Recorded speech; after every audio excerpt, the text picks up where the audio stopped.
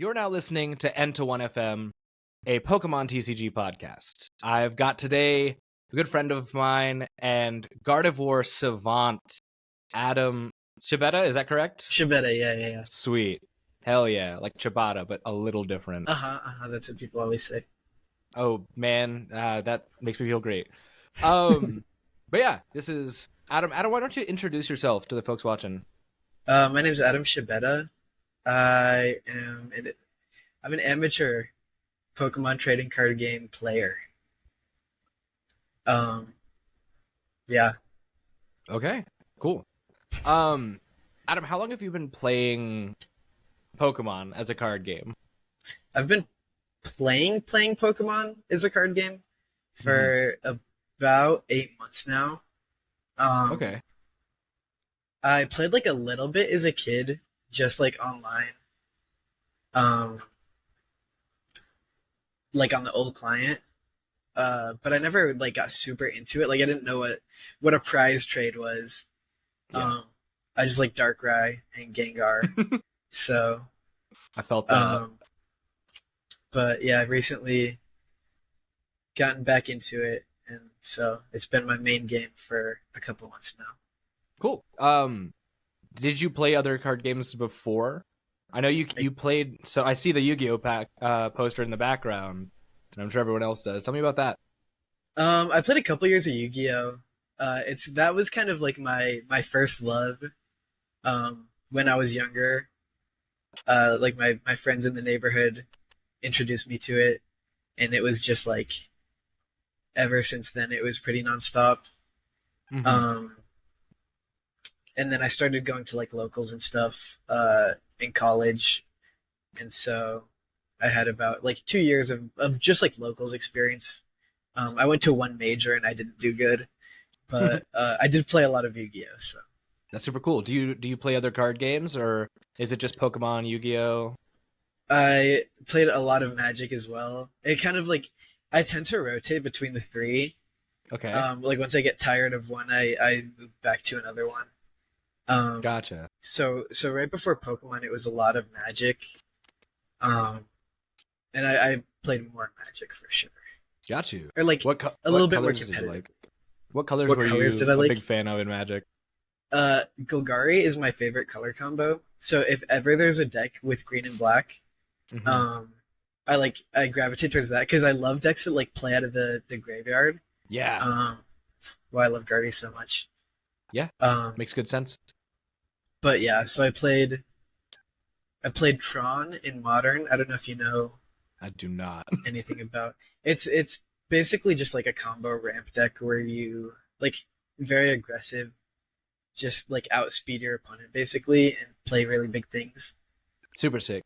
Does it play like a bunch of mana dorks and stuff to get you amped up there, or No, it's 3 lands, and it's like when you have all three of them in play, you get 7 mana. So it's like 7 mana on turn 3. It's just like yeah, that's pretty the good. first like couple turns. Yeah, it's a mini game to get all three into play. I like that. Yeah, That's super cool. I love decks with mini games in them like that. Combo decks are fun, and I prefer mid range though. That's like in every game I try to play mid range because it's just like my preferred play style. I think. Heard. That's super cool. I'm a big fan of Rakdos myself. I love playing out of the graveyard. I like to do like little bits of stuff. I play my only commander deck is Anya Falconwrath. And I love the aggression that you get to just because on turn 3, like I'm drawing more cards than most people at the table, and it feels pretty good. Yeah, Rakdos has been like also very good in every single format recently. I believe it. There's a lot of good cards. There's a lot of good red and black cards. A lot. But that's I guess maybe how do you feel? Is there a game you like better than the other two? Is there like a certain style of the way the game plays that you prefer over the others? Or is it just kind of equal for all three? They all have like things that I like about them. But as far as like a competitive game goes, I think Pokemon has been like exactly what I could ever want in a game. Mm, Um, as far as like my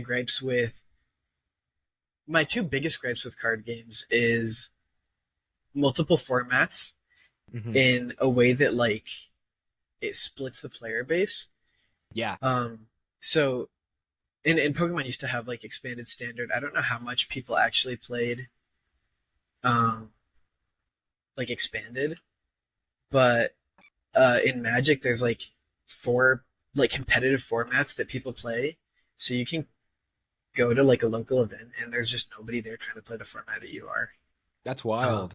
yeah, it Because sucks. there's modern, there's obviously commander, like CEDH stuff. There's standard, and There's then modern, standard, legacy, and pioneer legacy are like and the pioneer. Hmm. um I know they have a million formats in Magic, which is yeah, always struck me funny. they're all expensive. Dang, And the tournament season rotates, so it'll be like one season will be in Pioneer, and then the next one will be in Modern.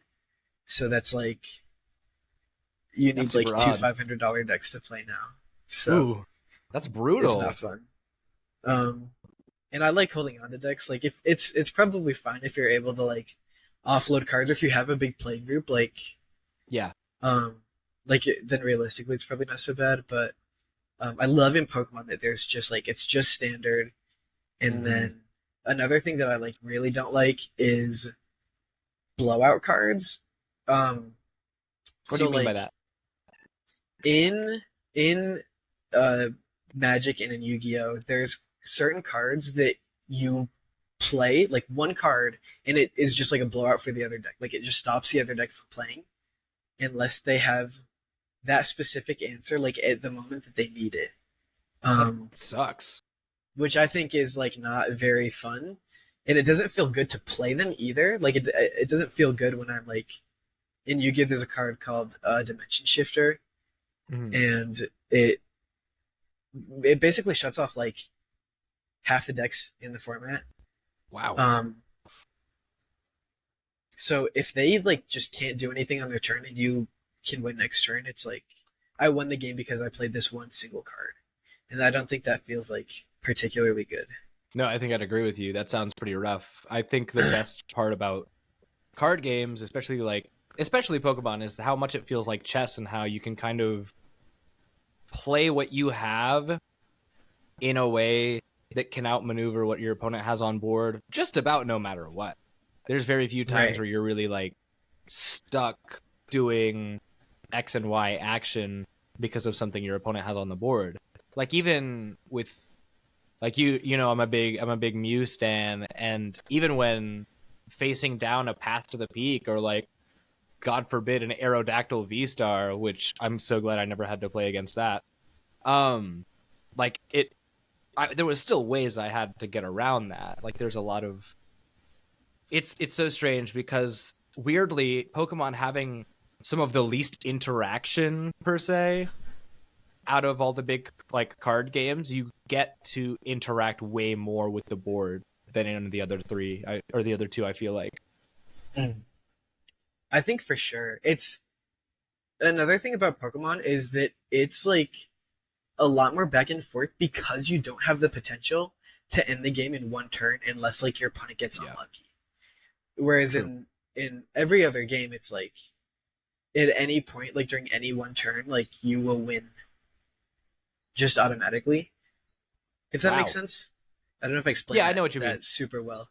But like No, I you can totally have get what enough you mean. You stuff on can, board to just kill your opponent. And in yeah, you can Pokemon just there's like combo out in a lot of yeah. decks. Um in Pokemon you kind of have to play a fair game. I Um like that. yeah. And another thing that I really like about Pokemon that I didn't expect to was a lack of the sideboard. Um, Ooh. you do you know what a sideboard is? Yeah, yeah. Sideboard is like you've got Okay, okay, like cool. what 5 to 15 cards that you can switch in and out of Yeah, the deck for matchups. yeah, yeah. Yeah, In between cool. in between games. Gotcha. Um, Yeah, but I was kind of like, I hate that I have to main deck like all of my tech choices, yeah. and then I like, have useless cards in my deck. Um, Hmm. but I think that it is like it makes your deck decision going into an event more important. Yeah. Um, and I like that. And No, so agree. the side deck is like a home to a lot of those blowout cards. That makes But if you have a sense. bad matchup, you just have to respect that matchup. You can't just like side cards for it, which I really enjoy. Yeah, I totally agree with that. Because otherwise, like, for this past format, everybody would have been putting like a Temple of Sinnoh in case for some reason Lugia is really good, or like a Drapion and a Spiritomb in case Mew's really good, like 4 Path to the Peak in case Charizard's really good. Um, and I'm really glad we don't have that because I like Yeah, the importance that Pokemon places on deck building. Because like even you see it in like Palkia and Teleon. A lot of people hate that deck because of how aggressive it was and how like brutally overwhelming it could be turn 2 or turn 1.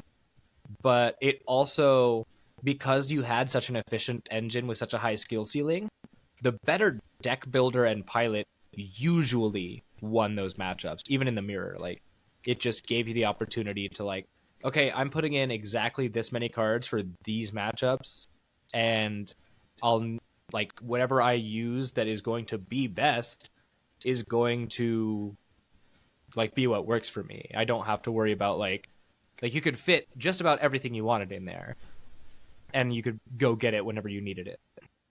right.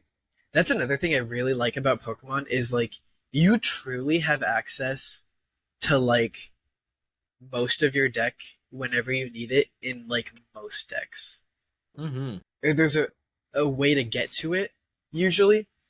Um, I really like that. Where it really feels like whoever kind of like knows their deck better and understands like what's happening the most will win despite like who has the better cards in their hand a lot of the time, if that makes any sense. Yeah, for sure. Whereas in Magic it's like if I have a bad hand then I just like you know what I mean? You You drew lose. better cards, Yeah, so I will lose. absolutely. Um It's which because isn't we necessarily draw true, so but many that's how it can cards. feel. Mhm. It totally can feel that way. You like And Pokemon draws so many cards. We search the deck so much. exactly. The No, yeah. like Go ahead. searching is a big thing that you don't see in a lot of other games. Like Yu-Gi-Oh's another game that searches like a lot, but Hmm. yeah, just the drawing and the searching and having access to your deck, especially in like a slower game, I think just makes it so much more like methodical and like you said, a lot Yeah, more like chess. for sure. It's really cool to be able to play like that and just um have that kind of back and forth because nobody wants to be run off the table turn 1. I mean, luckily, like in most American are Yu-Gi-Oh and Magic tournaments like best of 1 or best of 3 or what? Best of three. Okay, Everything's best of three. that's at least a little better because I think if I pulled up to an event and went like 0-6 because I got like ran off the table turn 2 or turn 1 in a best of 1 format, I would immediately quit the game. Like Yeah, there's no reality where I keep playing after that. right. Yeah. And it's like that's like why the side deck is there because like I said, like when you have like blowout cards or games like that is like there are some matchups where it is just like nearly impossible for you to win. Um, so you kind of like need the side deck to correct for that. Um, and like when every player has access to a side deck, it's fair. Hmm. But like I said, in Pokemon, you're just like sitting down and you're just playing a fair game against your opponent. Yeah, And I feel like love that. even in your very worst matchups, you will have a fighting chance most of the time. Yeah, absolutely, absolutely. That's super cool. I like that you pointed out like how different the games are from each other. You know, like Mm. and how different like the level of methodical or method, I don't know, how methodical each game is. That's a it's something I feel like when it comes down to it, a lot of players will just pick like whichever one they like the lore better for or the gameplay better for. Right. But like, I think it's cool to have a setting where it is kind of like there's strengths to different like play styles. So like, have you played Lorcana at all? I have not. It's actually kind of interesting. It's people say it's a Magic clone. It's super not. They like it's a really interesting take on a card game because the way everything is powered through like ink, right? Don't you play your like hand down, face down, like cards from your hand face down? Is your resource. Anything that you play, there's no dead cards in the deck. You get to, if you have a card and you're like, oh, I don't need this right now, you can turn that face down and make that be your mana for the turn, which is really cool. And I like that it like is an addition up to 40, not down from 40. It's a really interesting take on a formula that card players are pretty familiar with. Cool. My girlfriend and I played the new Star Wars game last night. Yeah, how was that? That was interesting. It does the same like resource system. There's like a lot of games that do that. There was a really old Naruto game. So I've heard. That did something like that, and I want to say Digimon Might. I played like a tiny bit of that game. Yeah. I think it does something similar, but I might be like totally wrong. But I think that's always an interesting mechanic. But yeah. Yeah. So back to Pokemon though. You said you started playing only like a couple of months ago. You and I have had conversations though. You've got a lot of game knowledge of like legacy formats. Did you play older formats as well? So I played, like I said, I played a little bit of like the middle, like black and white formats, and like a little bit of early X and Y. But like I said, it wasn't like super meta. I played some Darkrai. It was like a Darkrai Yveltal deck. Gotcha. And it wasn't like a on meta build, but it was like the concept was a meta deck. Okay. But I'm just like really interested in old formats and like the history of card games. Yeah. Super cool. So I love going back and like learning about all of the decks of the past and stuff. And like Definitely. I said, like I did play a little bit. So when I see like a Burbank City get reprinted, I think that's yeah. Like that's a card that I played when I was a kid. That's super sick. Yeah, I like even just seeing old formats that I've seen and seeing what is being printed now, like the Terra Skeletor GX and the baby Volcanion being kind of like Steam Up, but like way worse. Super sick to me. I like that we're kind of getting that TDK vibe right now with Future Box. Yeah. It's cool to see all of these ideas that aren't particularly new, but it's stuff we've seen before with a fresh coat of paint and new things to add to it. Because like we didn't have Ace-Specs in Black and White, did we? Or like Plasma, that era? No, they had Ace-Specs. Oh, Ace-Specs are a returning mechanic. Yeah. Okay, got you. They I didn't know if it was that era of the game. Yeah, and they are very different. Yeah, it was Black and White. Black and White. Okay, cool. Because like TDK did not have Reboot Pod. And could you imagine a world where it did? It didn't, but it had Chorus Machine, which I would argue might be better. That's true. Chorus Machine is I think it actually is better. I don't even Especially remember you the had exact like wording Triad to put it back in your. I'm pretty sure you just attach a Plasma Energy from your deck, and then you have like Shadow Triad, and you can put them back in your hand. There's like a lot. Interesting. That was Chorus a cool deck. Machine. What does this say? Can I zoom in on this? Jamie, bring that shit up. Jamie, pull that up. I mean me. Show me the thing. What does this say? All right, cool. Never mind. Forget about it. Yeah, you get to search for your deck on an item card? That's kind of broken, actually. Yeah, that's definitely better than Reboot Pod. It attaches, I think. If I'm not mistaken, it just attaches directly. That's what I saw. That's crazy. That's definitely and the better. Plasma Energy's any color. Yeah. Oh. If Future Bucks was actually like TDK, it would be a good deck. But I think Yeah. as it's poised, it is probably not going to be great just yet. What do you think is going to be good going into this next format? We can kind of talk about this Oh, now. that's a good question. Obviously, like the decks that don't lose anything, like obviously Zard is going to be good. Like Yeah, that's Zard's going to be a monster forever. I think Goldingo becomes like also pretty scary with like Yeah. you can like Prime Catcher Cologne on like turn 2, and that is That's not good. terrifying. Like that Counter Catcher Cologne turn usually comes like a bit later in the game, so you kind of have time to prepare for it. But if you just Right. get jump scared by that on turn 2, like Prime Catcher is going to be like just a monster. It's going to be a terrifying card for sure. Yeah. Like I'm a little scared because I was just thinking about this the other day because I finally built like a Lost Zone deck for post rotation. And I looked at it, I'm like, damn, you really can just pull up somebody's support Pokemon turn 1 and beat that thing with Cramorant and call it a day. Yeah. Yeah. And now your opponent's deck is entirely crippled. Like, what do you do against that? Like, I don't know. It's obviously going to be really, really potent. I don't think it's going to be the terror that people were initially thinking, because there's going to be so many other good ones. But like if your opponent can whip that thing out, like it's going to be scary to look at. Yeah, and it's not like super difficult to find either.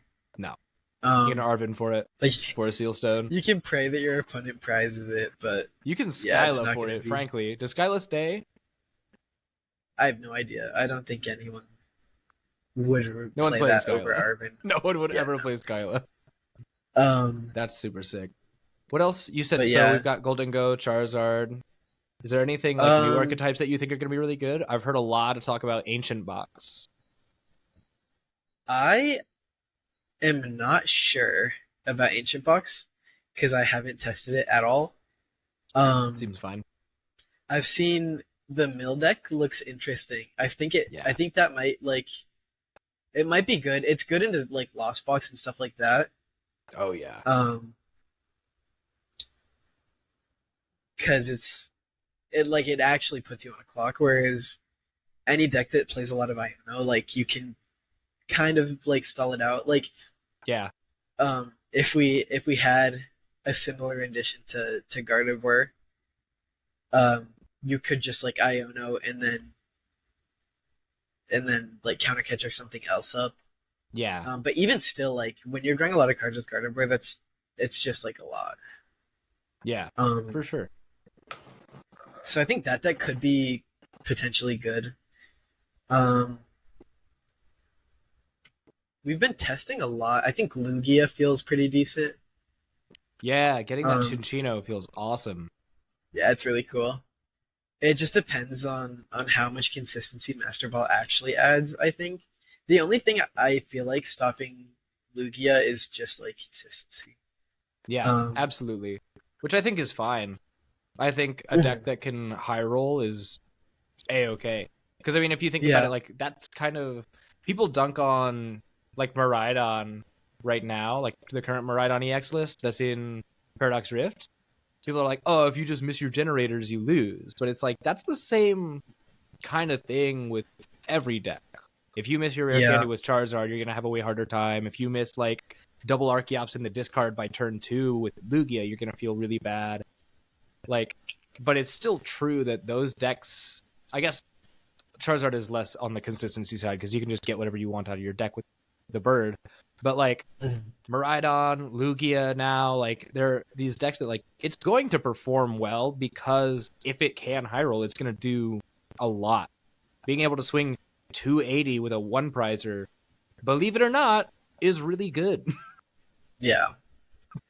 That's gonna be a good one.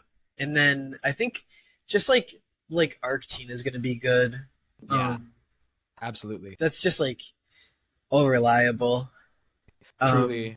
I love how every format we've been like, oh, rotation's happening, or like a new set's coming out. Let's go back to Arceus real quick. Give it a shot. Tina. Yeah, Arctina.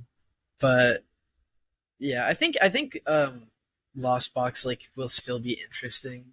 Yeah, I know there's a lot of people like dooming about, I don't know. I feel like this happens like every time. Like when Jirachi came out, they're like Lost Box is dead. That deck is dead. I can't play anymore, and then it just doesn't matter anyway. yeah, You can still do Lost Box things. you totally can. I think Lost Um, Box is an extremely versatile deck. I don't think any one card. I think it's honestly going to be in the same vein as Mew, where like no matter how many cards really get printed to nerf it, like it's still going to be able to persist. it's just a good formula. Yeah, totally. Um, What is there anything that like what about Lost Box is particularly bad that we're losing? I mean, obviously Dragonite. Is that like the main thing? VIP pass, I think, Oh yeah, true, true, true. like doesn't feel great, but otherwise, yeah, I think it's. I think, like I said, I think it's gonna be fine. Yeah, for sure. Just like I don't know which builds are gonna be best. Yeah. How do you think your current flagship deck is going to turn out after I don't rotation? know. How's the I think I'm Gardevoir gonna going to be look like a hermit crab without a shell. for a little bit? I You don't could know always run exactly it what with I'm gonna like do. you could always run it with like Raging Bolt. You could run it with Benetti X. I mean, there's a lot of builds. I haven't tested the Raging Bolt. I feel like that actually might be like probably the best way to play Gardevoir, but I'm not sure. Like just in theory, it seems like Seems really good. uh, being able to load damage onto like a Scream Tail and then attack with that energy and just keep that Scream Tail loaded up. Like attach energy with Gardevoir to the Scream Tails, Yeah. and then you detach him for the Bolt, and then you have this like big threat set up on the bench. Like I think um seems pretty good to me. Yeah, that's sort of like But how again, like like I those haven't fire decks tested are it. running Radiant Heatran now. Or like I've seen some silly goofy like Magma Basin Armor Rouge decks that run the Radiant Heatran and put a bunch of damage on that and then use that as a closer almost in lieu of Radzard because it does so much damage. I did I not know really there like was that. a Radiant Heatran.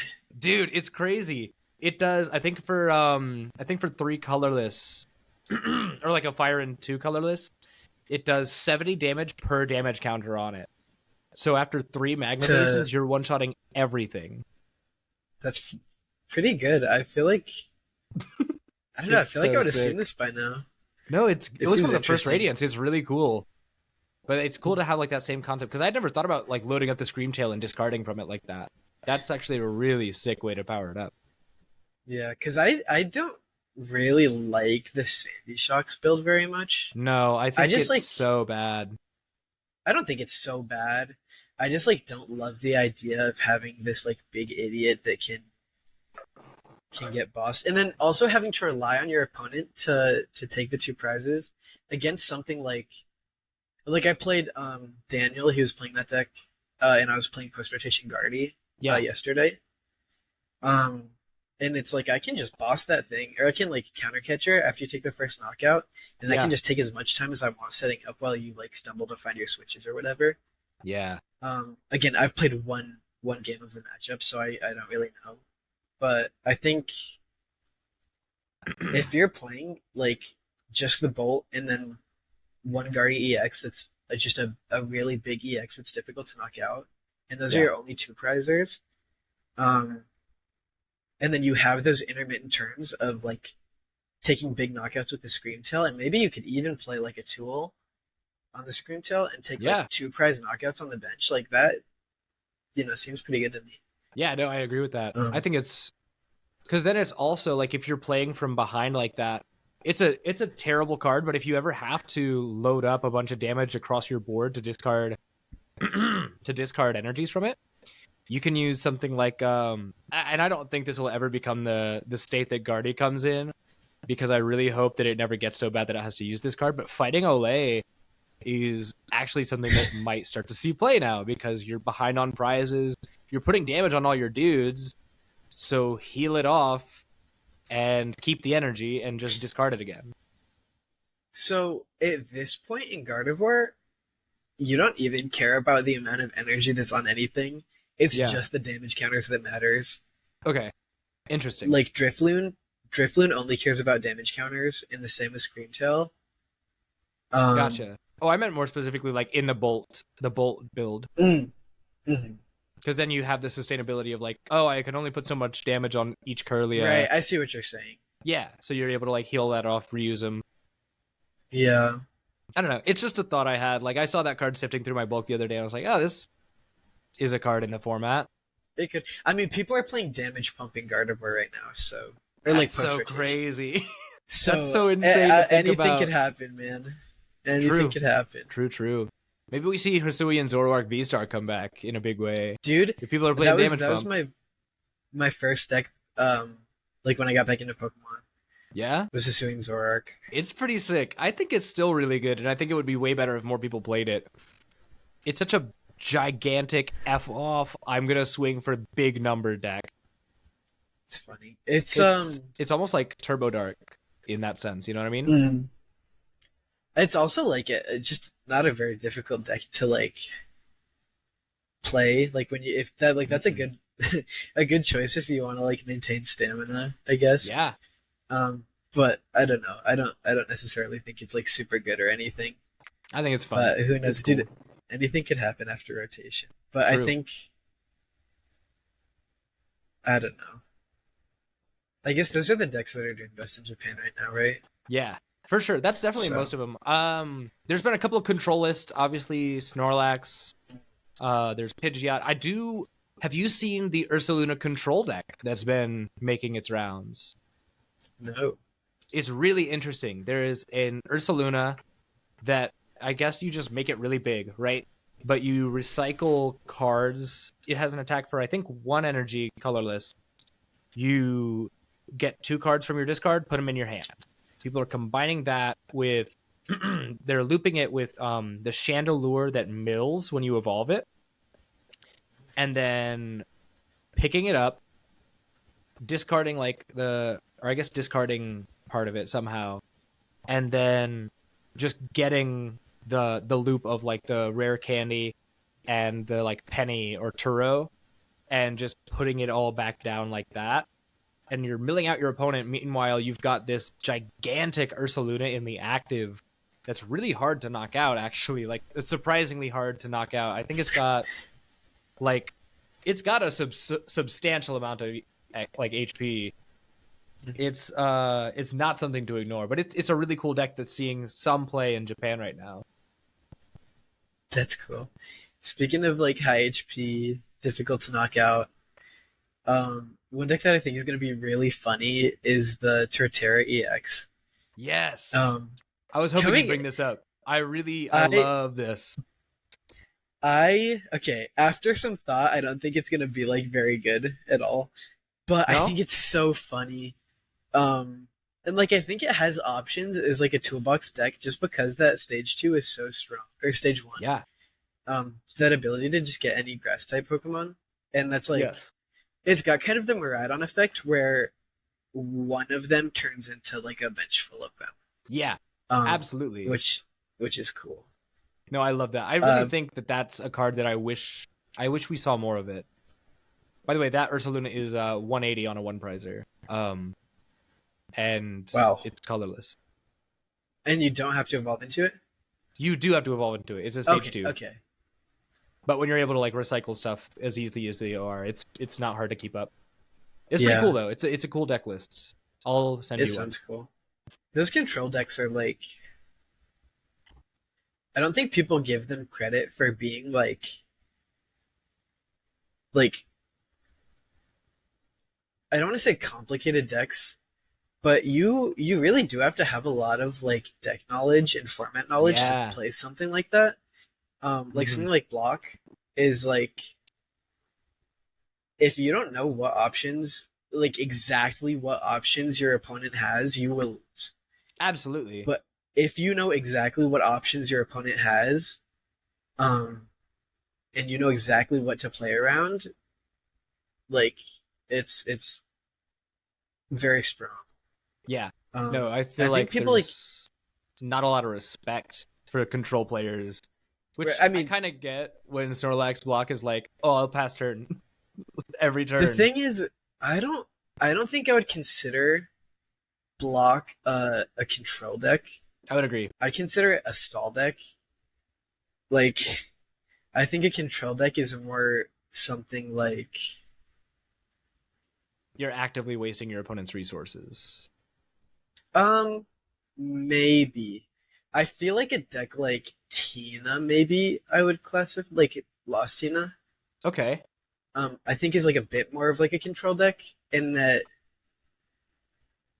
because Pokemon I feel like doesn't have as many like traditional control decks. Where in other games, a control deck is typically like you tempo out your opponent, um, and basically like you force them to use all of their resources until they have nothing, while you Yeah. either slowly chip away at them or you like have just like a big late game finish. Yeah, because there's not a Um, lot like that. The last thing we really had that was like very exactly like that was like what was the big Mewtwo V Union decks, right? I think right after or right before last year's rotation. that would be before I started playing, Oh, so I dude, don't it know was so exactly. sick. It was basically Guardy Mewtwo V Union without Guardy. Um, it was very very good, very very potent. Cool. Um, Um, but like yeah, but we yeah, don't have a lot of stuff like that in Pokemon. but I think the closest thing is something like Tina, where like you are kind of, like the path, like even especially pathing early against a deck like Gardevoir is like I have to use a lot of resources. Well, it's kind of like you have to play sometimes like faster and more recklessly than you want to. Yeah, Um, if you're getting pathed like every other turn or every turn. But also like the path Roxanne at the end. And you can just kind of chip away with Cram and Sableye, and yeah, then have the Tina there as an option to just like take out anything you want to. Um, yeah. is why I feel like Tina is definitely a control deck. That makes sense. I And I actually had think never I thought of think that. Guardy also shifted towards kind of a control deck For sure. after Temporal Forces, as far as like Avery counter catcher, Yeah. Iono counter catcher, like stuff like that. Um, and it became able to manipulate the board state like better than it used to be able to, if that makes sense. Yeah, absolutely. Because Um, you had prior to that it was mostly the Iono build, which is already kind of control-y because mhm. you're making sure that your opponent never really gets to strategize too much. But the Avery build was so I don't know how we ever moved past that being the optimal Guardy build. Because being able to I Avery don't Screamtail every turn is insane. insane. Um, yeah, that is it's the build I'm still playing. Yeah. I think it's the best, and like you see the one just like pure Iono build, Hmm. won that one regional, and then the next regional, like the next weekend, was won by Chimpao and Goldingo, like instantly. As Yeah. soon as the Averys went away, everyone stopped playing Avery. Immediately, Chimpao wins, or like Yeah. Chimpao and Goldingo in finals. Yeah. Which Yeah, was a wild time. It's so very good. interesting. It's Avery's such a good card, and it's a shame we're losing that kind of like control minus. I mean, Glimora EX isn't real. Like, it's not good. Cardi Cardi loses all of its sauce, It does. It's very sad. which really sucks. We're gonna start seeing Gardevoir run Glimora EX for sure.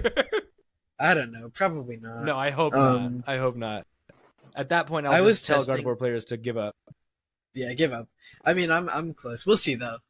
I don't think it's like terrible, but like I said, it loses all of its sauce.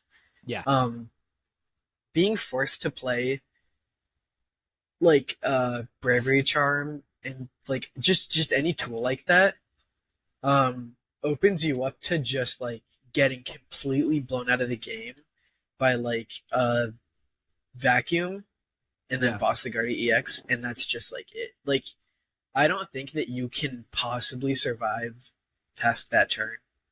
No. Um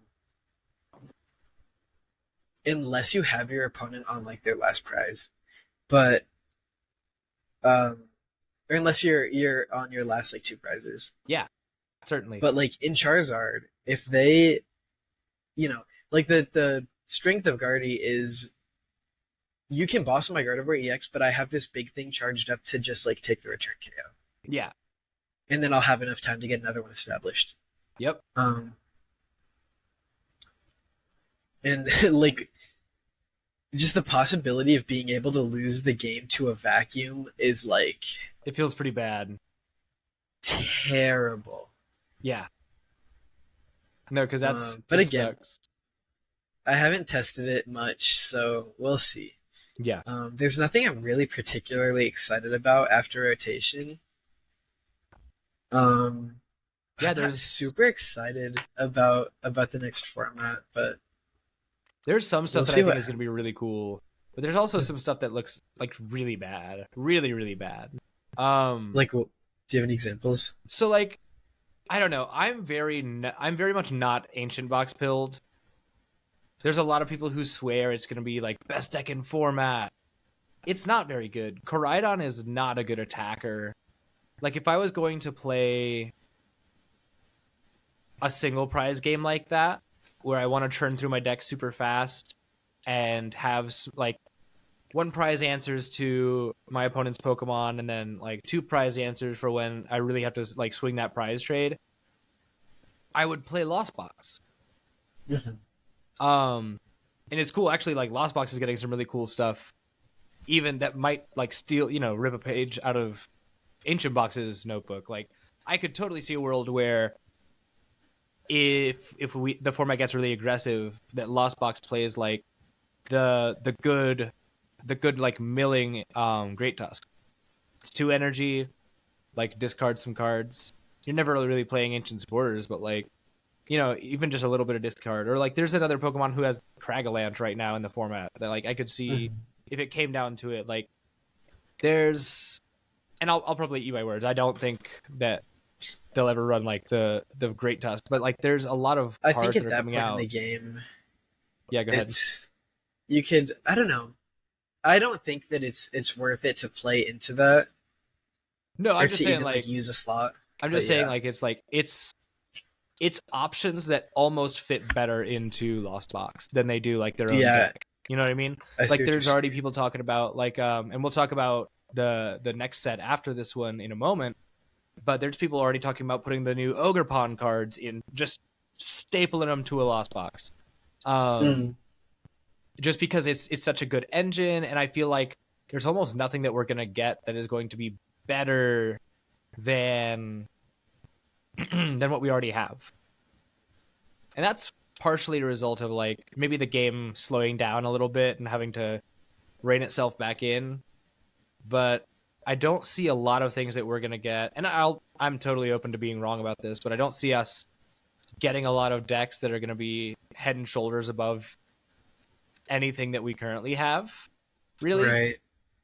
Like, there's talk about, like, Turbo Hands. Turbo Hands seems good, but it also folds. Turbo Hands seems good. It also folds to any other, like, really good 2-prize deck. Like, it folds hard to Moon. Like, for sure. That's a deck that I feel like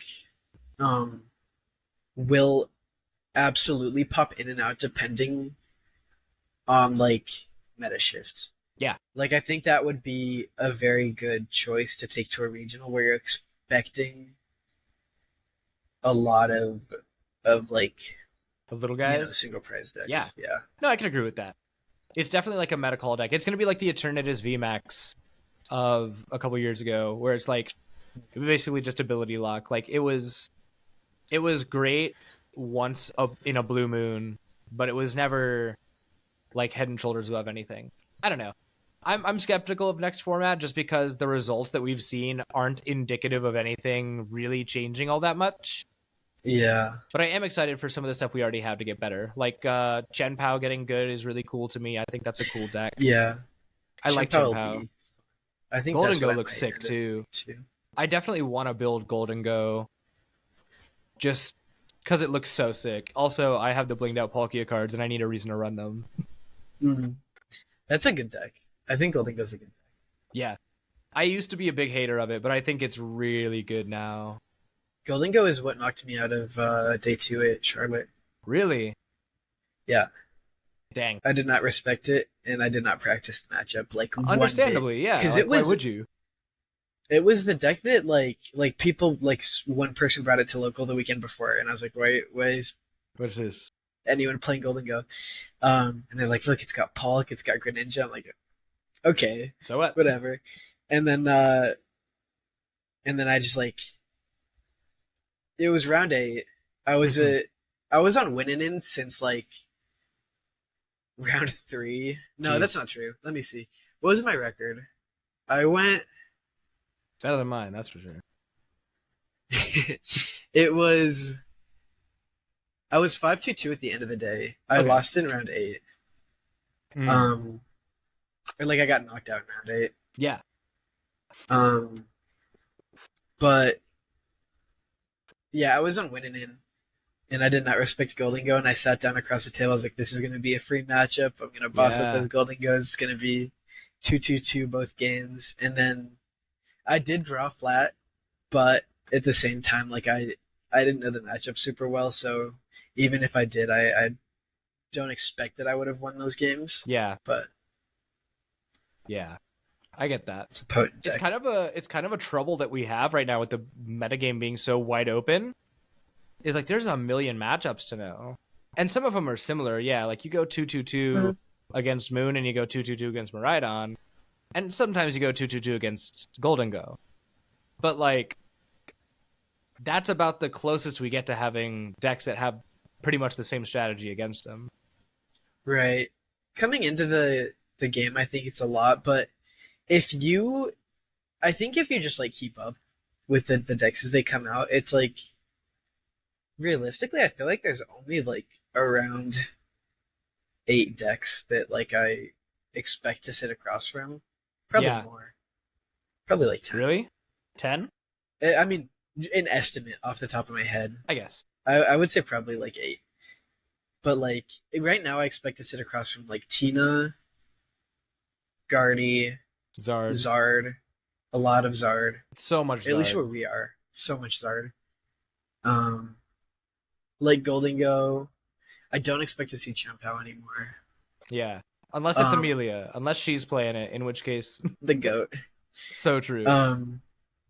What else? There's like Lost Box, the couple different variants. I don't expect to see Sable Zard anymore. Yeah. And I'm okay with that. I'm totally fine.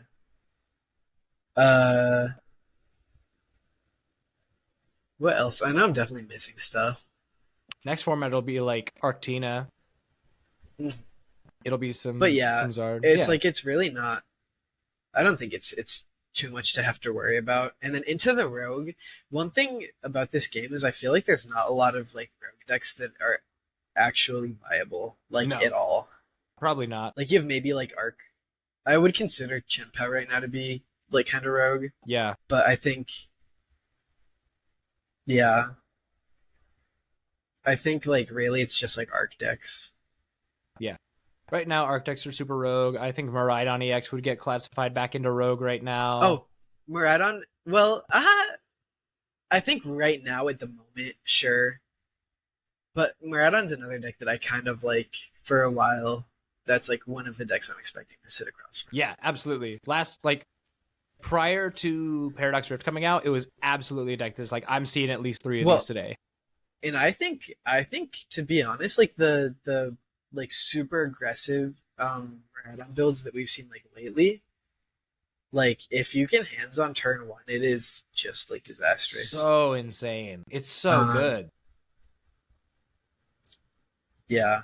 And like you can Iona them to 2 and then like counter catcher the Flaffy, and like you can and this is like from the perspective of Guardy. Yeah. Like you're getting hands for 4. If that happens, you're getting hands for 4. Yeah. And then you have to like clutch up. Yeah. Oh my gosh. And it's possible. It's like totally possible. I've done it a few times. But if you can't answer it, man, like it's tough. I believe it. I think that that deck is solid. Yeah. But like into a meta where you're expecting a lot of like Zard and stuff like that, I think it might not be the best call right now. Probably not.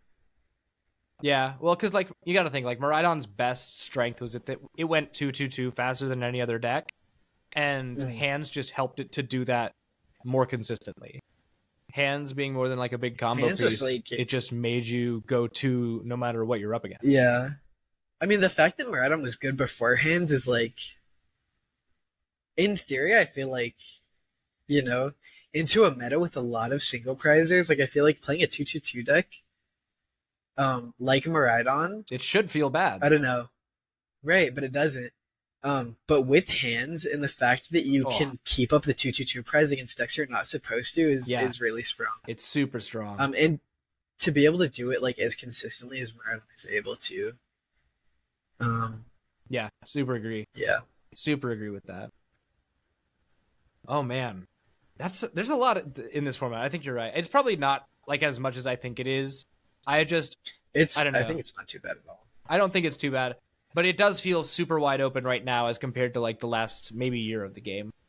Because for the longest time, I guess for like since really the Sword and Shield era, because I guess maybe I came in like a little before you, but for the longest time they were just printing the new BDIF every set. So it would be like that.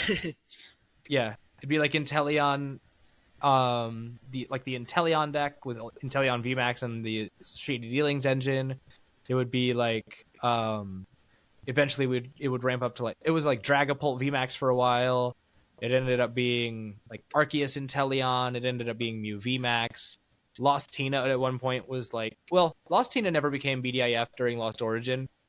Lost Origin, it was Lost Box though. Lost Box was immediately best deck in format because you could Lost Box like as soon as Tord debuted the Sablezard, it was over. and then after that we got Silver Tempest Lugia, which is real bad. So I've heard, dude. I hope we never go back to that.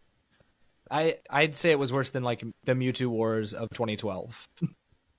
Really? By like a lot. That's what I've heard. I'm glad that I waited just a little bit longer. Yeah. What would happen is you would go first, and then you would double Evo Incense, Ultra Ball them joints into the discard, go get a Lugia, and then you'd Quick Ball for like another Lugia, and then you'd have like Amazing Rare Eviltal or Amazing Rare Raikou to either like snipe two big guys, or you just instantly nuke whatever's in front of you. It didn't play any 2-prizers except for Lugia and Luminion, and the fact that deck was one of the few decks to successfully attack with Luminion and still be one of the best deck in format, like is a great example of how potent it was, because one of the best things you could do is attack with Luminion and then put it back in the deck. That's crazy. I think that the best that can expand it is Lugia still. Yeah. As far as I'm aware. Yeah. Well, because you can just Battle Compressor the Archeops away, and then I think Battle Compressor might be banned. It might be. I don't know. I'm for a while you could though. You could. But I mean, Battle Compressor and then double Dragon Energy onto Garchomp, Giratina, I think, or I don't know. And it would just be broken. Absolutely broken. Expanded seems like an interesting format. Expanded scares the hell out of me. Probably ever want to play. I'm good. But I think standard format right now is like the best format of a card game I've ever played in. It definitely feels really good right now. I love playing standard. It feels amazing. Because I'll sit down, and even though I've played the same deck for months now, like every time I sit down at the table, it's a different game, no matter what the matchup is. Even when the matchups are bad, even when I have to like cook the deck up a little bit to make it a little different, make it work some, like it turns out different and fun, and there's counterplay, and there's like outplaying my opponent, and there's clever little techs I've put in, and the format is so open that you can do that. You can even like It never came up, but I had played Mew, a variation on Mew that included 4 Fusion Strike Energy, 1 Ice Cube, 1 Meloetta, and only 1 Alessa's Sparkle. But I also threw in a copy of Misfortune Sisters for specifically making the Zard trade, the Roaring Moon trade a little better. Hope to discard rare candies, dark patches, and get really aggressive with Ice Cube in the early game. And it paid off. It did really well, and it's an unconventional build that I'd never tried before. But like it feels so different. It's such a different play style being able to do that. And I'm like, oh, this is weird. I want to go second as Mew, and I've never wanted that before. It's really cool when the game can change that much. Yeah. And like your opponents are different every time. Like I saw my first Miraidon in a long time. I saw my first Bibzard at the Cup this past weekend. Like there was a lot of interesting stuff. I played up against somebody running like Espathra Zatu. Interesting. How did that go? I mean, I smoked him, but yeah. But just because Max Miracle is Shred, so like he had like the little baby mimic use, and he's like, this is my win. It's not. Yeah. So stuff like that. It's cool when there's so many decks that can work. And I even just saw like LDF put a video up today making of all decks the Swords of Justice work. The ones that were printed in I want to say Silver Tempest, where the Cobalion is the one that Lugia plays, where it gives +30 to dark against dark types. The Virizion is the one that does like a little more if all the dudes are on your bench. Keldeo hits 220 if all the dudes are on your bench. It's like, and he ran that with like super effective glasses, and that's a fun. It was super sick card. Yeah, super effective glasses is so dope. It was cool to see Matt kick ass with that on Sunday. Yeah, that deck is really cool. I like it a lot. It's so cool. But yeah, like you said, there's like so much counterplay, and like a lot of like intricacies and just like a lot of like kind of reliance on game knowledge and deck knowledge of the format. But I think that there's just like so much counterplay this format. Yeah, it feels great. I like it a lot. Yeah, it's awesome. It feels very like tight. Yeah, you know, absolutely. Like there's not a ton of room for mistakes. No, which I like a lot. No, I love that high skill ceiling feeling of like if I know everything, like if I know all this, and this, like I am going to turn out. I'm going to play better. I'm going to wind up probably more on top. One thing that I'm not like the biggest fan of that I think is really common in this format, especially in matchups like Gardy versus Lost Box or Gardy in the mirror match. Yeah. Is the end game of if you don't win this turn, I will win. Yeah. And I'm just gonna like, you know, I'm gonna disrupt you and just hope you don't have it. That feels terrible. I'm not like the biggest fan of that, but at the same time, if you're able to kind of like optimize and like thin your deck better than your opponent, you can usually avoid situations like that. Or not avoid them, but you can make it. You can mitigate them for sure. Yeah, for sure. But at the end of the day, like if it's a 50-50 and both players are only making correct decisions, then like that should probably be happening every game. You know what I mean? Yeah. No, I kind of get that though. I do like that you can. I like that part of the skill ceiling is managing your resources in a way that makes it less likely for you to be stuck if they disrupt you in the end game. I like that we're in a spot in the game where that's a part of skill expression. Right. Which is pretty cool. Yeah, and there's like a lot of interesting ways to set up checkmates in a lot of decks. Like I don't want to keep going back to Lost Box and Guardian, but those are two decks that set up like checkmates very well. Yeah, they're great at that. I'd say they're the best in the format at it, actually. For sure. But yeah, fun format. I'm sad to see it go. Yeah, I am too. I'll be really sad, especially because of I mean, Mew and Rapid Strike. Those two have been my favorite decks for a while now. I'm sad that Rapid Strike never got its big win because I freaking love that deck. It's I hate so that deck. big brain. Of course you do. You play Guardy. But like I hate that deck. it's so fun to just like that was one that also set up checkmate very very well. It's just like, all right, I know what numbers I have to push for on these cards. Like I know which beats I have to hit in my tempo plays. Like I know exactly.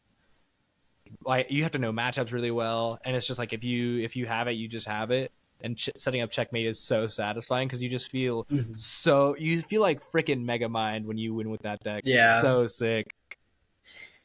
I'll When be real sad to see that one go. At the end of Guardy games, I just feel like I'm like on the verge of a heart attack. Like Yeah. every time it's just like a sigh of relief. That's like the first breath I've taken in the 30 minutes we've been playing this game. Jeez. It's so bad. You gotta work on that. You're gonna hurt yourself. Yeah, no, that is how Guardy plays though. Yeah. Yeah. It's definitely uncomfortably close like a lot of the time. Mm-hmm. Not all the time, but a lot of the time. Yeah. But for sure sad to see this format go. But let's talk about the next format a little bit, or I guess the one after it. Because I mean, normally on the show, I try to cover a little bit of news with my guests. It's been a long while, so I mean, you and I can talk briefly if there's anything that's really stand out about the stuff that's been revealed from Twilight Masquerade, which is the upcoming May set for Pokemon. This includes cards like the Baby Iron Leaves, the new Sinistra, and what is it, Poltergeist EX? Yeah. And also the new Ogerpon cards. There's an Infernape in here that seems interesting. And then two that I'm really excited about, the Iron Thorns EX and the new Greninja EX. So like what do you see out of this set that is intriguing to you? So what do you feel like is the best card? The best out card? Of these? Yes. It's tough to say. So what do you feel like just off of vibe? Off the vibe? Like off of just like reading the cards and like not knowing anything else about like how anything is gonna play out. What card do you feel like is like the strongest? Oh, head and shoulders above the rest is probably like Iron Thorns EX looks like it's gonna bang. The Cornerstone Ogerpon looks really really cool. Which one? The Earth fighting one? type. Yeah, the fighting type. Yeah, the that one is like definitely really seems like good. just the most solid. Just even the Teal Mask Ogerpon looks pretty okay because being able to accelerate grass without Gardenia feels really good. Baby Leaves looks really good actually as well. I like Baby Leaves quite a bit. And then that Greninja looks sick. The Greninja looks insane, sick. Man. Oh man, it looks very strong. It looks exactly like what I want it to be. And also, sleeper pick, Baby Tinglu in this set seems really good. Tinglu. It is for 1 fighting energy, you do 30 to the active and then 30 to everything on the bench. Doesn't the Iron Jugulis do something similar? Iron Jug does pick 3 that already have damage counters on them and do 50 right? to each. Yeah. So like you could totally see a world where you play the two of those together and are able to put like 80 on everything turn 2. Which is pretty good. But yeah. I don't know. I like spread decks a lot. I like spread decks too. I kind of wish there were. I feel like there was a spread deck I was excited about that. Okay, I really wanted Meowscarada Devo to be like good, but there's no way, man. Yeah, I have a build up in the Discord that is like fine. It plays well, but it's definitely not good enough to warrant really playing anything crazy. It feels awesome when it works, but it's like it's not consistent enough. And there's one thing that more bad matchups than good. Another old deck that I really liked was like the Decidueye. There was a Decidueye GX with Golisopod. Okay. And the Decidueye was just like a once per turn ability. You didn't have to discard energy or anything. Yeah. It's just like once per turn you can put like 20 or 30 damage on something. I think it's 20. But you just set up a bunch of them, and you had like first a giant plant, so you can just evolve it immediately. Which is on turn card. 1. Broken card. Yeah, one of the best they've ever printed. But and then you had the option of the Espeon EX. Yeah, that would just devo everything. Oh, so good. It's just a cool deck. Yeah. With Flying Flip Tapu Koko in there as well. Yeah, I like that card. 20 to everything. I like it. 20 to everything. Free Retreat. It was Free Retreat is such a good. Let's talk about that as well with how the format's shaping up. There's a lot of really potent things that have like free or low retreat or like retreat cross getting mitigated. That's such a incredible mechanic to have just a free switch. Like Mew EX right now, broken card. Freaking if you put the escape board on anything, like that's really good for Lost Box. That's awesome for Lost Box. It's so sick for Lost Box. What's another really good one that's got like free retreat? I guess the Baby Zeraora in Miraidon is really good for that. Being able to put the future energy capsule on anything future and it retreats for free, busted. That's nuts. It's so good. And it does more damage. Yeah, but I feel like that deck is like not quite there yet. Yeah, it's still not quite there. We'll see how it shapes up. But we've definitely tested that deck like the most out of anything, and I just like don't think we can get it to feel very good. It's tough. It's tough for sure. It's a deck that like really needs to get. It needs, and this is going to sound really. I don't think it's going to sound particularly problematic, but I think it's kind of common knowledge that like it's going to need American hands on it before we can really get like a exact 60 that feels consistently good to play. Yeah. Like we're going to need to see how it performs at a regional in the States or at like even in Europe. I guess it needs just non-Japanese hands on it because they play so different.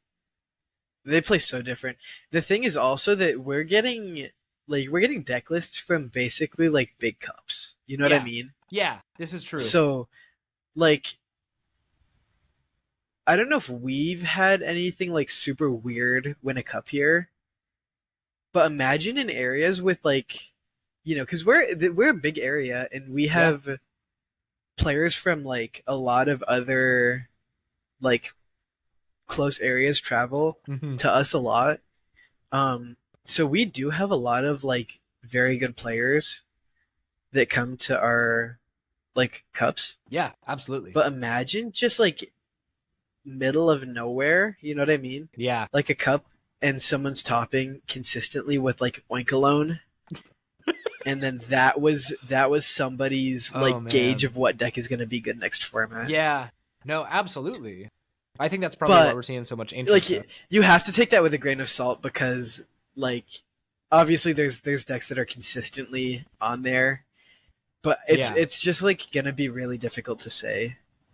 For sure. I think. Yeah. But back to like Twilight Masquerade. I think those are if I had to pick like a top 3, I would say most definitely like Greninja, Iron Thorns, and then Cornerstone Mask Ogerpon are my top 3. Maybe in any particular order or just no, just those 3. Honorable mention for Blood Moon Ursaluna. What does that one do? It's Radzard but white. Oh, that's right. And unfortunately, they did put in the caveat that it's like Blood Moon attack, so you can't use that with like Crisis Punch. Which is for the best. Yeah, I think so too. What do you think of the Screamtail EX? I've seen people talking about it. I kind of dig it. I don't have the actual text on it right this moment because Justin Basil's website does not have the text. But let me pull it up. You can use the attack if you go second, and only that turn, and your opponent just can't play supporter on their turn, and it's 1 energy. Yeah, that's pretty good. It's just like getting your opponent's. So your opponent goes first. then you go and then you shut off their supporter on their second turn, Yeah. which is like I think probably the most important turn for like a lot of decks to use their supporter. Most definitely. So I think that might be like a card that pops up throughout its lifespan, depending on like how the meta shapes up. Yeah. And like that will probably be a card like Drapion that pops in and out depending. I think it depends on how impactful that actually ends up being. Mm-hmm. But and I could also only see it ever in a deck that has like a lot of two prize pressure. Yeah. For the same reason as like Squawk, where like it's never really going to be worth it to boss the Squawk and kill it, except for like the last turn. Right. Because there's always just a big threat that you need to deal with anyway. Exactly. That could be interesting. But I think that I hope that the best card in this set is going to be the Greninja, because that seems like it seems really cool. It's a stage 2, but it's Pokemon has proven that that's going to be okay, because especially like that's fine. You've got the boomerang energy. Oh, and I totally forgot about Ace-Specs. Obviously, Unfair Stamp, best card in the set. And it's not even close. Yeah, that's gonna suck. That's gonna really suck. I'm so ready to build Unfair Stamp Counter Catcher. I'm so ready to build Arbok EX with that joint. Oh, it's gonna suck. Also, there's a baby Arbok that is in Temporal Forces that might see play in that deck as well. What does it do? For one, it will burn, confuse, and poison your opponent. Which, like, it's a lot of status conditions. It's a lot of status conditions. I don't know. I feel like if you there's a world where it gets run just as a one prize option for against little guys. What does the Arbok do? Arbok for I think 2 dark and a colorless will does I think it's 150 and then discard 2 cards out of your opponent's hand. So put your opponent to 0. So you put your opponent to a 0 card hand. That sounds fun. Yeah, imagine a world too where you're able to go get Unfair Stamp Counter Catcher and then like gust up a Bibarel, kill it, and knock out destroy the last 2 cards in your opponent's hand. That sounds insane. Yeah, which of course it's all I also like this hyper. Yeah, go ahead. Go ahead. Like it just seems good, and you can use Darkrai V-Star to like bring it right back. Yeah, that's what I was thinking. Like in a deck like that, or like is Silene rotating? I believe I've got Silene right here. I don't think so. Because like I know that like have you ever played that in Mew? Yes, absolutely. It's a great card. It's great for recycling like power tablets and other cards that you would need to use normally only once. I feel like you might want to play a couple cards like that to just like recycle it. Like if you put your opponent to 0 like twice in the game, then it's just over probably. Yeah. But it depends on like what else the deck can output as far as like damage goes. True.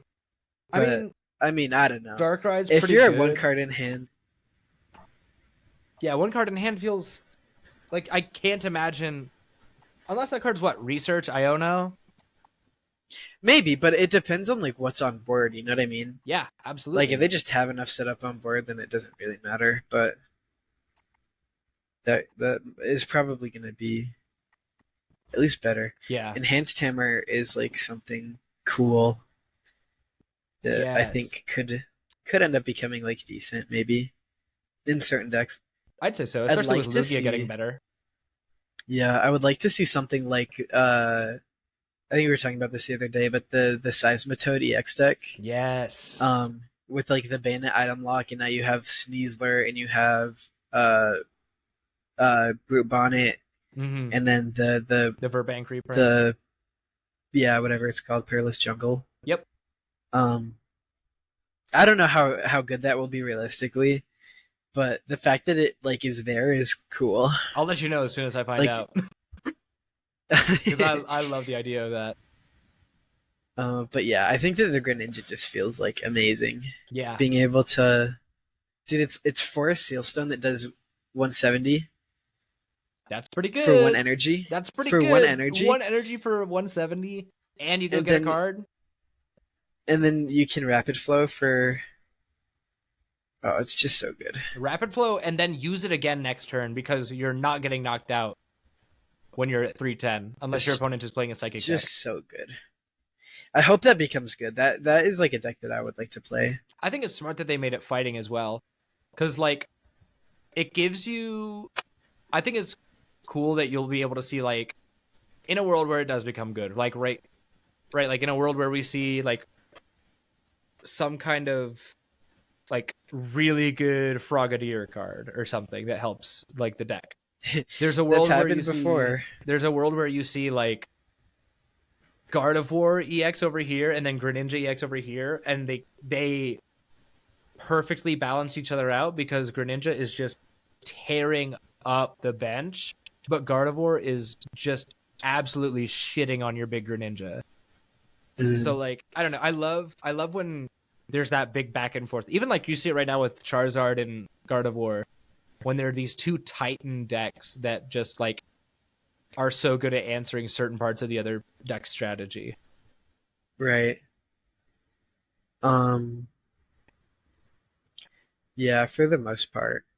Now you Like had I said earlier, it's like yeah, if you can set up the Shining Arcana or a Zacian. Well, Zacian doesn't happen till the last turn. right. But if you can set up a Shining Arcana, then it really like doesn't matter if your opponent bosses the Gardevoir EX unless they're like winning the game off of it. True. But if that doesn't happen, like if you whiff it and you have already played the Guardi EX, then like you can get punished so hard for like committing to the Guardi EX too early. Yeah.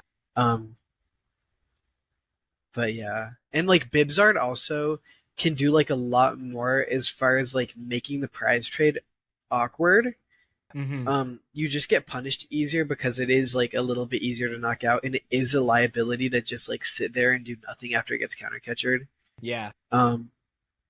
Like during the cup this weekend, I played a Bibzard, and I watched my opponent. Was it Walter? Not to dox him, but really, not Walter. Okay, because he was really good and he played Bibzard. What did he? Is he the one who made top 8? Yeah. Also, he was my first round opponent. I lost to him in round 1. He was my first round opponent. What are you talking about? Oh. Maybe not. Wait. Oh, Walter. Walter's the guy who played Chimpao. So okay. Huh? He played not Chimpao. He played Golingo at like the last cup we went to. Okay. And we played each other. He was really nice. Gotcha. Yeah, he was great. But I was so confused for a second. No. But yeah, your Bibs are basically opponent. So the Bibs are opponent first. I watched him throw away his switch like right at the beginning of the game so that he could draw more cards off of Bib, and then I watched him put 5 energy on the bench, and then I just like bossed the Bib, and it was just like it was just over. I don't think that that's a situation that like should ever come up, to be honest. Right. Like that's never gonna consistently happen to you. So I think that the Bibs are like the game plan for that matchup right now is like boss Pidgeot, boss Zard, and then on the last turn use Zacian and knock out the last Zard. Yeah. With Bibs are like making that awkward, it becomes like a lot more difficult. For sure. In my opinion. I forgot where I was going with that. I have no idea. You were saying something about it, about Bibzard. I don't even remember. I was just talking about like we were talking about new cards in this set and how many of these look really interesting for like decks that are already in there. Do you think we'll ever see a world where Zard starts running the what is it? The choice scarf or whatever, where if you get knocked out in one hit, you get reduced to 10 and then live another turn? Yeah. Yeah, probably. Especially like if they're playing Arvin, they're getting like a Defiance band that does nothing. I mean, not nothing, obviously. Very little. I don't know. I think the lists play like, do they play 1 or 2? Do you know? 1. I think it's 1 and then one Defiance band and one either Vitality band, maybe. Right. I maybe mean, one of band those. now? maybe Choice choice belt? band. One of those can become the other thing, and then like Sure. that's depending.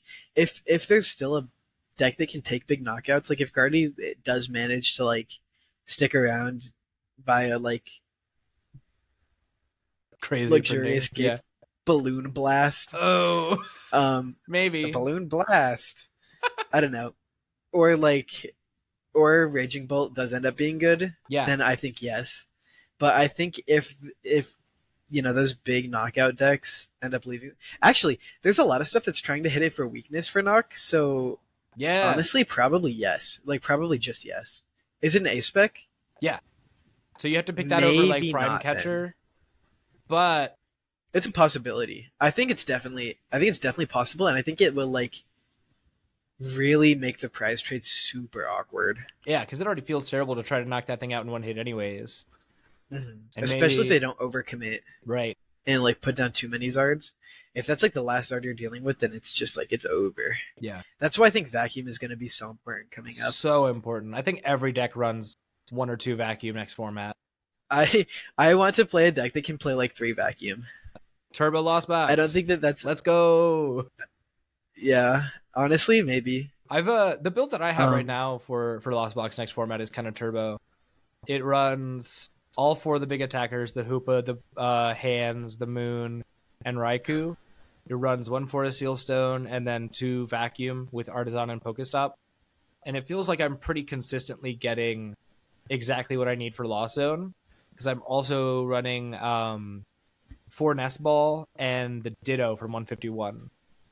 And like I feel like my board state is pretty consistently, at least in shadow boxing. I haven't played it against anything, so I don't really know too well. But it feels good. Like I'm in my like turn 2, which is pretty common. Like I feel like I'm normally getting at least Mirage Gate plus online. So if not already being at 10 for Sableye. Do you play Greninja or Zard? Definitely Greninja. Because it's a good way to in Turbo, yeah. It's a great way to store your energy in the discard for Rod. It's a great way to just draw more cards and churn through the deck. Oh, that's what we were talking about. We were talking about Greninja before we got off on that tirade. And yeah, but I forget why I went onto the. Oh, because we were talking about Guardian like Zard swinging against each other. That versus Guardy, yeah. It was just like a thought process I had. It's cool and I see like big decks that have things that help each other, like that balance each other out. I agree. What do you think about these cards though? What do you think are like, do you have like a top 3 or anything that looks really, really cool for you? I love the Greninja. Like I said, I think that Screamtail could end up being like an interesting like tech choice that just like pops in and out. Yeah, for sure. But just like maybe. It is like also a little bit inconsistent, but it just depends on what decks end up utilizing it. Yeah. How do you feel about the fact that they left us high and dry with no Hydrapple? I'm not a Hydrapple fan, so I don't. Okay. I'm not like a hater. No, that's fine. That's the new one. Yeah, it's coming. I know. It just makes me sad because I was I was really hoping we'd see it now. He'll be here soon. What about Girly Pop? Carmen. First turn supporter, discard draw 5. You can play it. You can play it during your first turn going first. I feel like most decks would just play Squawk instead. I agree, but I'm sure there's a world where you get to do both. Sometimes you want to do both. I want to do both sometimes. And considering like you would probably go Squawk first, and then if you don't have this in hand, you Squawk and probably draw it. Like assuming you're playing 4 copies of it to get it as consistent as possible. I don't know. It could probably see play if there's a deck that wants to do that. Yeah. I'm a little bit worried about too many decks wanting to go second. Yeah. I think it's a good, like a sign of a good format when there's decks that want to go both first and second. Yeah. So it's not quite so coin flip reliant. Right. And I don't think Pokemon's like necessarily a super coin flip reliant game, but like having to go second sometimes can feel really bad, like into certain matchups. Definitely.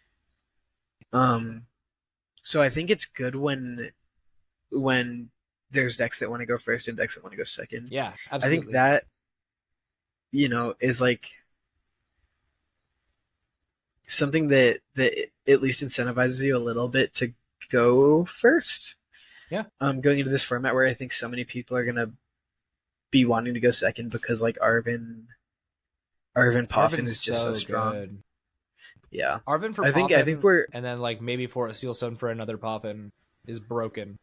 yeah, it's such a good card. How do we feel about Poffin as a card? Like, is it unnecessary evil, or does it suck that we have to go back to like, I guess this is just the standard now of having 4 guys out turn 1 every game? I love it. I think it's good. I think like it's more for setup decks, right? Yeah. And like I don't think I would count Lost Box as a setup deck. But I think the 70 restrictions are actually like relevant, you know what I mean? Yeah. But I think it's better than having a card like VIP Pass, which I don't think is sacky because you can play 4 copies of it. Right. But like you have access to it the whole game if you end up needing it later. That's true. But I think decks being able to set up consistently is fine. Like I'd rather play a game that's at high power than like trying to be punishing my opponent for being behind every time. Yeah. If that makes any sense. And it also doesn't. It also feels way better than VIP Pass because like you can't get those big guys. Like I said, I've been shadowboxing with Lost Zone. Excuse me, and it's cool. You can tell that it's like a vastly different card in the way that like Lost Box is only playing 3 of them, and that no other deck is really playing it except like Gardy and Charizard. Yeah. Which are these big setup decks, and like I'm sure if the Greninja deck is real, we'll see it there. But and like Chien-Pao plays it too, I think. Oh yeah, Chien-Pao. But yeah, I think it's dope. I think it's a super cool card, and I'm very happy that we got it. I'm sad that we got it like when we lose Gardy, but yeah, for sure. All we need is just another attacker that can use like reversal. Yeah. And then we're like so back. One good attacker with reversal. I agree. I think that'd be sick. I'm so into that as well. Like I think it'd be really cool. I'm trying to see if there's anything in here that would ever be worth it, because it's like, nah, probably not. You definitely aren't using like the Farigiraf with it. You're not. Oh, we didn't talk about the Ogerpons too much. Oh, please let's talk about the Ogerpons, because you had wanted to speak about those, and I definitely want to hear what you think. I think that I think that the fighting one is just a very solid Pokemon. Yeah. I don't think it's like insane or anything. At least it doesn't like feel insane. I agree. But just like a solid ability with like a really solid attack.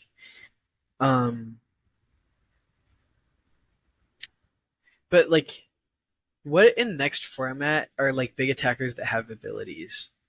Charizard. I guess Gardevoir True. sometimes is attacking. I did forget that Charizard has an ability.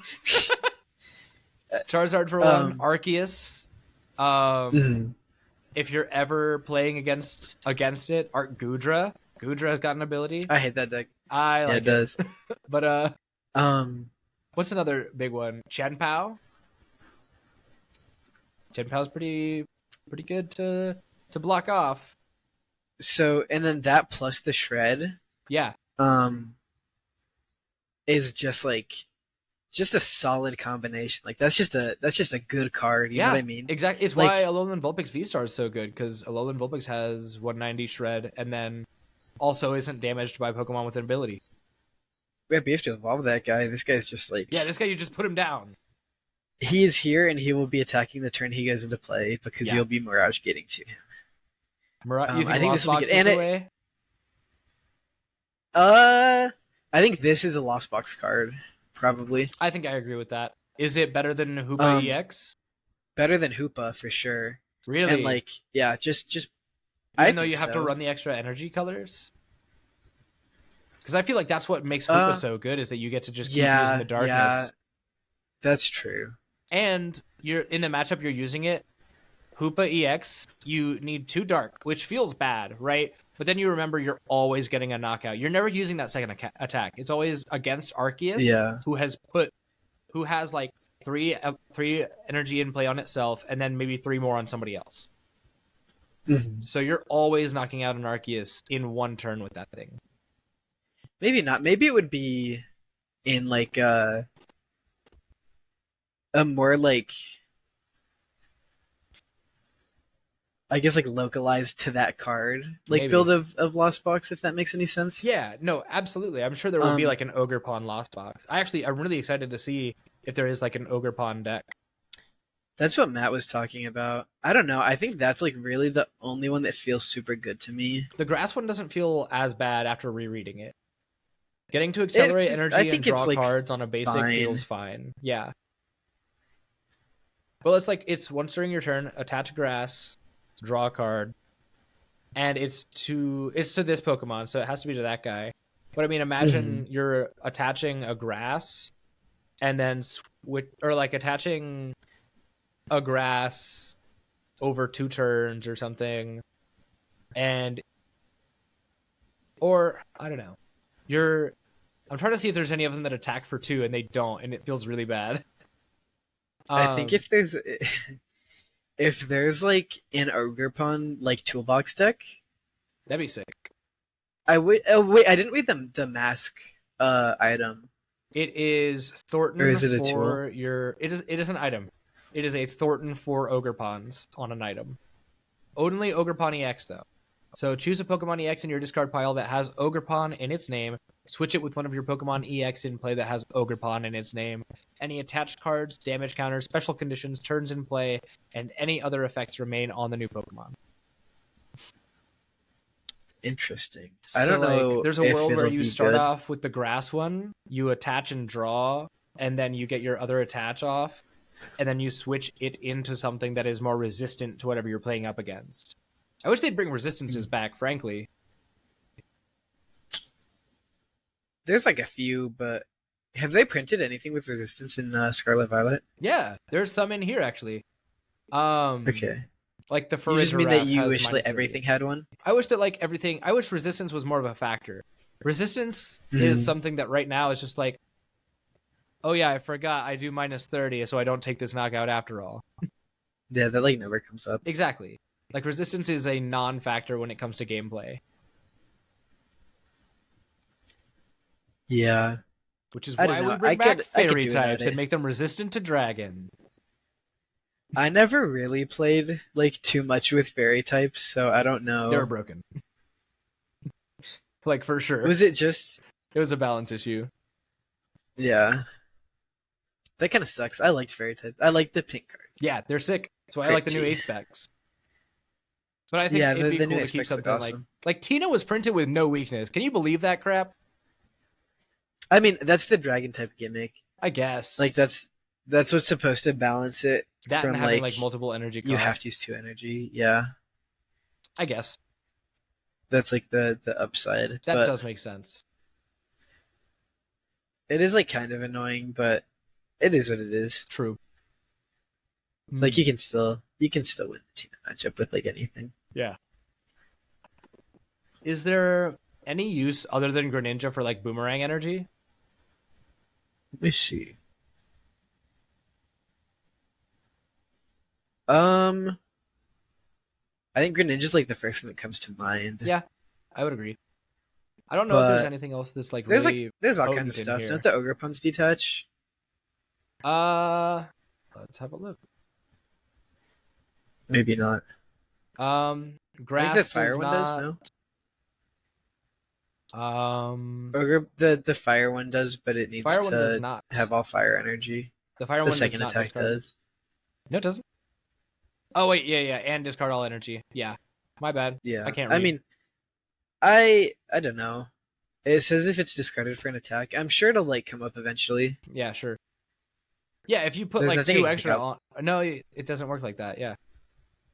The Wellspring Mask shuffles it back into the deck. Yeah. And Cornerstone is just Shred. So yeah, nothing crazy. It'll probably pop up like during its lifespan. Yeah, most definitely. It'll be good for Lugia. Lugia will have something else to use. Yeah, it's like better than, I don't know, attaching a jet from deck, like whatever. Yeah. But do they have any attackers that discard at the moment? No. Yeah, not at all. Maybe eventually. I hope so. If that happens, then yeah. But I think, yeah, I guess we'll see. I do really like the design of the A-Specs this time. Yes. Where like it's not just like computer search and everyone just plays computer search because it's. Yeah.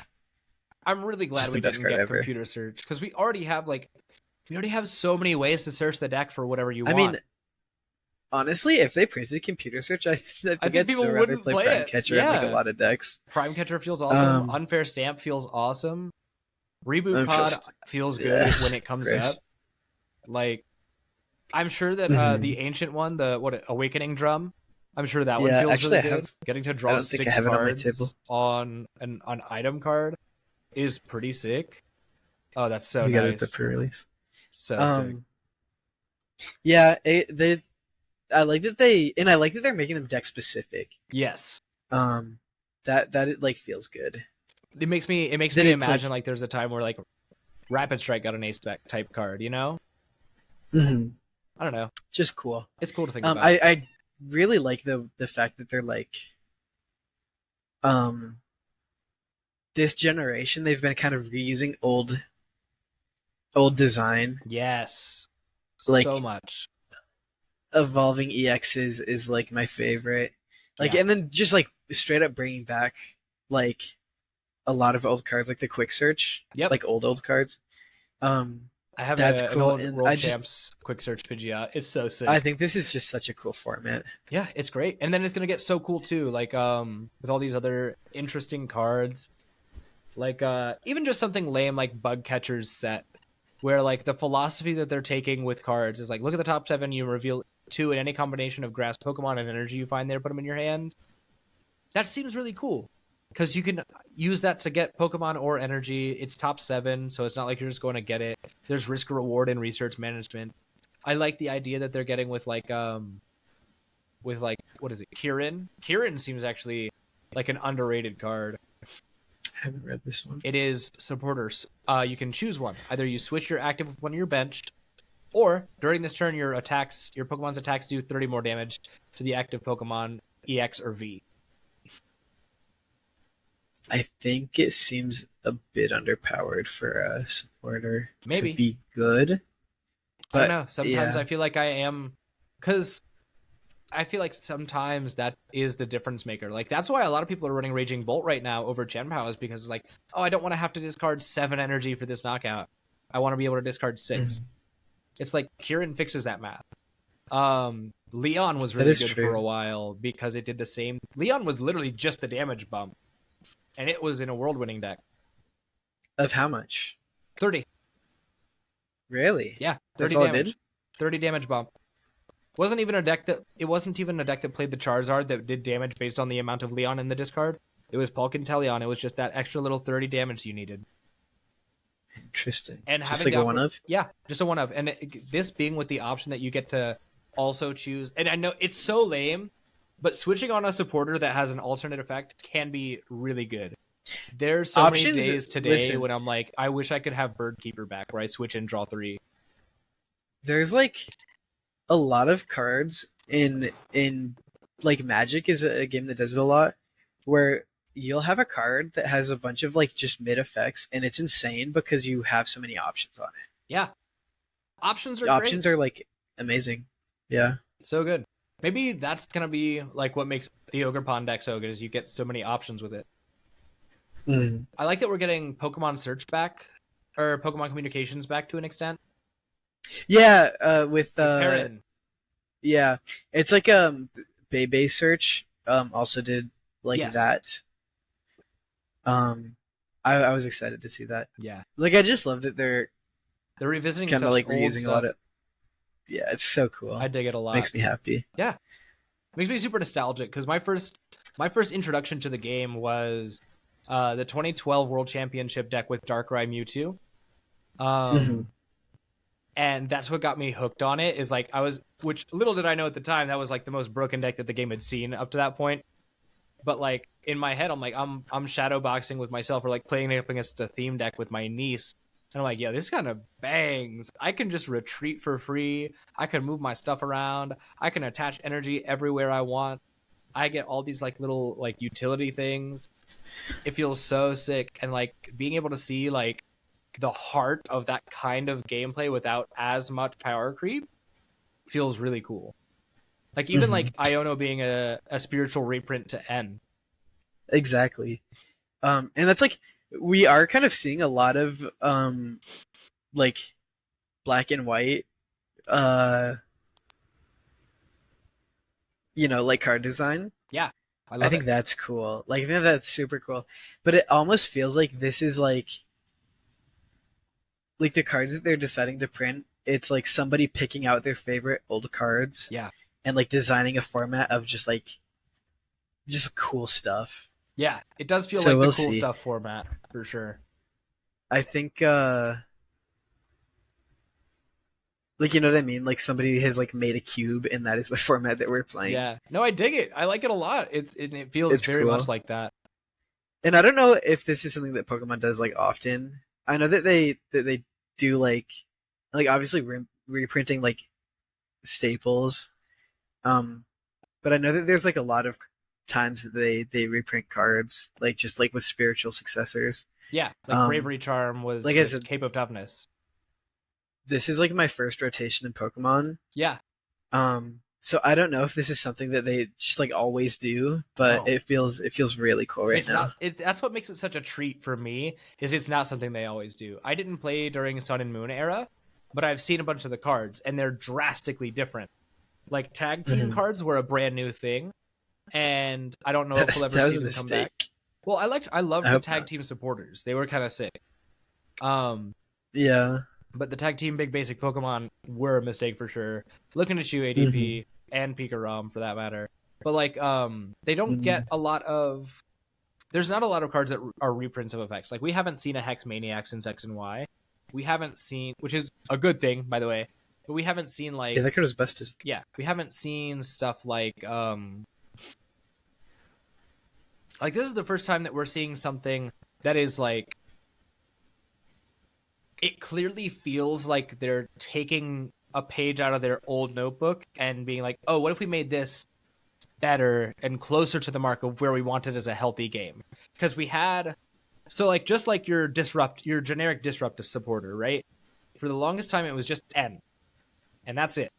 And then they're like, all right, let's switch it up a little bit. Let's do Marnie, which was shuffle to the bottom, you draw 5, your opponent draws 4.